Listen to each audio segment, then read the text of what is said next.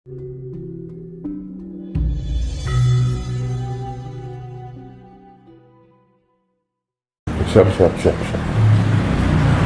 Nanti setelah kesana ke depan, terima kasih. Aku cuma bisa terima kasih ya Tuhan.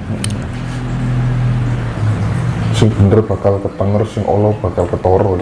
Becik ketitik Allah ketoro. Sing nandur apik yo wis takbir wae lah. Aku rasa mungkin itu menurutku, menurut penglihatanku. Terserah orang penilaiannya bagaimana, itu terserah. Semua kembali saya pada meyakini diri betul ya masing-masing. Karena gitu loh. Karena kebenaran akan tercipta kebenaran, ketidakbenaran akan tercipta ketidakbenaran. Karena ini semua akan terwujud. Saya sedikit menanggapi pernyataannya jenengan tadi ya tentang bagian desain dari sebuah imrealisme dan lain sebagainya gitu ya. Ada banyak perspektif yang meyakini ya kan bahwa kelak bank itu 2030 tuh hanya tinggal sekitar 15-20% aja. Apa? Tinggal 15-20% aja jumlahnya. Kantor cabang berkurang segala macam itu barangkali ya. Dan sekarang pembayaran apa aja sudah pakai aplikasi di HP. Jenengan melihat itu nggak kira-kira? Itu tadi saya tadi kan akan hilangnya ribaisasi. Ribaisasi itu adalah bagian dari subkapitalisme. Dan subkapitalisme akhirnya berdampak adalah individualisme dan hedonisme dan konsumerisme. Menurut Mas Tinus berarti akan tutup semua memang? Jagat ini akan dimurnikan kembali. Siap. Masuk akal. Kira-kira imperialisme baik nggak? Enggak lah. Secara ketuhanan? Enggak. Kira-kira individualisme baik nggak? Enggak. Kira-kira kapitalisme baik nggak? Enggak. Semua akan kembali pada masa lampau. Barter. Misalnya zaman dulu aku duwe sayur ki, aku nandur sayur, kowe ternak pitik ijo-ijolan barter. Namun dampak yang terjadi di peradaban baru jangan heran, karena pembalikan kutub ini plus jadi minus, minus jadi plus. HP serasa digunakan kok nggak apa. Pemerintahan sistemik kan ini termasuk kehancuran sistemik. Sistem dunia ini kacau balau, tidak menuju pada suatu kebenarannya sebenarnya, kesejatian. Wana emang yuki mau 5 unsur imperialisme Indonesia kui bali ini kuno gimana? Namun Tuhan itu tidak menginginkan itu. Kembali pada keinginan Tuhan. Itu adalah tradisionalisme. Tapi apakah kemudian tradisionalisme itu harus se-ekstrim itu, Mas? Maksudnya sampai kemudian kita akan barter gitu ya? Sampai mending mas mau nggak dikembalikan pada kayak Nabi Nuh? Mau. Itu masih penuh kasih sayang, mas. Iji mending ngono lho.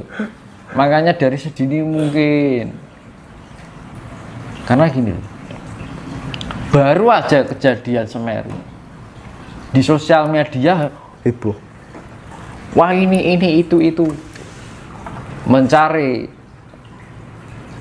namanya istilahnya penemuan atau pengetahuan mungkin kesimpulan ya harus wah ini gini pada bingung. Makanya dari awal saya bilang ojo kagetan, ojo gumungan. Alam itu sedang melakukan refleksi. Ya saya kembalikan tadi, jenengan nek kene gatel jenengan apa ke? Dikukur. Yo wis. Bagian yang gatal mana tubuh ini dari bumi ini? Sing bagian gatal ya dikubur, sing ora ya ora dikubur. Nah kuncinya adalah apa? Kita pun punya jiwa penuh kasih sayang. Dari awal kan saya bilang kuncinya adalah kasih sayang. Kita menyatukan dengan alam semesta, gitu. Terus Gini. Sebentar, sebelum dilanjutkan. Tadi jenengan sempat bicara tentang reinkarnasi. Saya sangat penasaran dengan konsep reinkarnasi. Pertama yang ingin saya tanyakan, ciri-ciri manusia yang hasil reinkarnasi daripada manusia sebelumnya itu sebenarnya apa? Ada nggak ciri-ciri yang bisa dilihat gitu? Itu berkaitan warna ya. Misalkan ini jenengan warnanya misalkan jenengan warnanya biru. Gimana? Ion yang ada dalam misalkan ini contoh ya. Jenengan misalkan warnanya biru. Oke. Kebetulan yang jenengan itu warnanya merah. Kira-kira bisa menyatukan nggak? Enggak lah. Nah, Cari yang serupa lah. misalkan yang jenengan warnanya biru, dia mencari akan seirama, selaras. Iya, oke. Karena dunia ini sifatnya keselarasan. Oh, Ya. jadi yang namanya genetik kan yang ion, kalau sukma pasti kembali. Yang tersisa adalah ion. Ion itu apa toh? Jiwa yang terpancarkan dari roh-roh yang pernah hidup di masa lampau. Dia mencari DNA yang atau ion-ion yang tumbuh kembali sesuai dengan irama. Ini ngrungokne gamelan nek dirungokke penak kan selaras penak ning ati to, Mas. Nggih. Ya padha wae kayak gitu. Sewarna. Mencari ya sewarna, selaras. Nanti ciri-cirinya gini. Misalkan yang jenengan itu senengane melek bengi. Senengane adus bengi. Nanti delalah yang jenengan sudah nggak ada ini. Jenengan terlahir itu jenengan mencirikan karakteristik yang sama, senang melek bengi, adalah punya kebiasaan yang sama dengan eyang-eyang. Akhirnya itu selaras, menyewarna, sewarna. Itu namanya reinkarnasi, Mas. Jadi misalkan orang bilang misalkan ini titisannya Dewi Sri. Padahal Dewi Sri itu dewi penuh kasih sayang. Padahal ini ada orang dia ngaku, misalkan kalau ada ya, ini sebagai penjelasan secara umum ya. Ini dia mengaku dia titisan Dewi Sri, tapi sifatnya arogan. Dia malah, ya nggak mungkin. Dia tidak mengkarakteristik sifat dari Dewi Sri itu sendiri. Misalkan dia mengaku Dewi Durga. Dewi Durga itu widodari ini lelembut, demit. Pasti dia nggak takut dengan hal yang berkaitan dengan hutan, hal yang serem. Pasti dikuasa dia. Namun ketika gampang kok ngetes orang itu gampang kok. Dia mengaku Betari Durga. Coba aja suruh ke hutan, berani enggak? Ketika dia nggak berani, nonsen, impossible. Makanya kan saya dulu pernah bilang, jangan merasa diri kita masa lampau. Namun apa yang kita jalani menurut kita baik sekarang, ya jalanilah itu yang terbaik buat kita. Bila pun ada luhur bareng kita, ayo sengkuyung bareng kanggo nyempurnake alam ini ben iso sumrambah. Sumrambah itu apa? Merata. Kita bisa berbagi-bagi tentang pengetahuan. Ayo toh, alam ini keadaannya seperti ini. Kita harus menguatkan intuisi kita, harus menguatkan kepekaan kita biar kita bisa memahami keinginan alam. Mulai sini. Pak Bunda, Mas. Ini kasuistis ya. Cuman menurutku nggak logis. Jadi ada beberapa orang yang menyatakan atau mendeklar dirinya sebagai titisan Kanjeng Ratu Kidul. Padahal banyak orang meyakini Kanjeng Ratu Kidul itu eksistensinya masih ada sampai saat ini. Kok dia kemudian mitis kepada manusia itu gimana ceritanya? Itu orang model apa itu? Gini loh, sifat ya, ini kembali pada sifat. Itu yang saya bilang tadi tuh.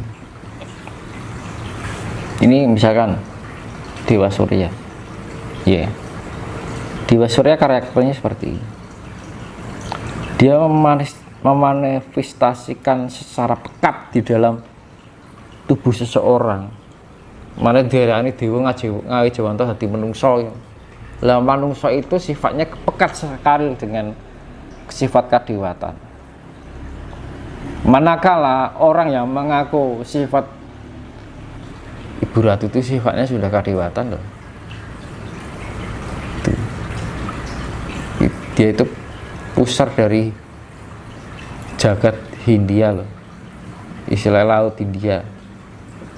Gue ya pusar mas. Nek secara analogi, secara ilmiah loh ya. Gue pusar, itu pusar. Bedanya neng kono ki segitiga bermuda, balikan dengan apa? Bener. Unsur negatif dan positif itu pasti selalu melengkapi. Bener.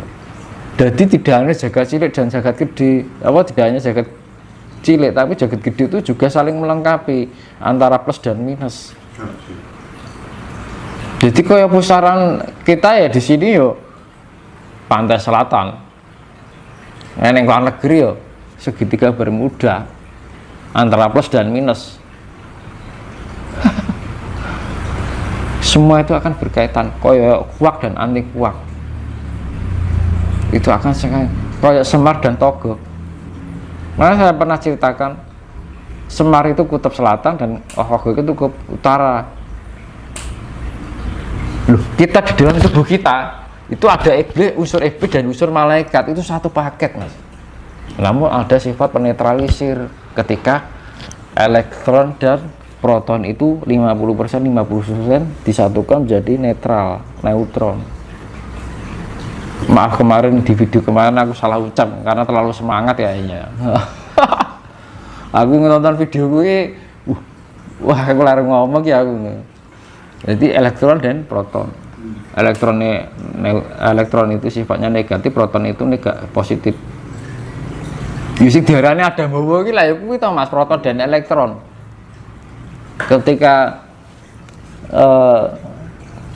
alam itu ora ono suwung, tiba-tiba dengan keajaiban alam semesta ini tiba-tiba ada yang karena unsurnya yang sangat lembut dari segala unsur, yaitu namanya partikel Tuhan yang namanya Higgs boson.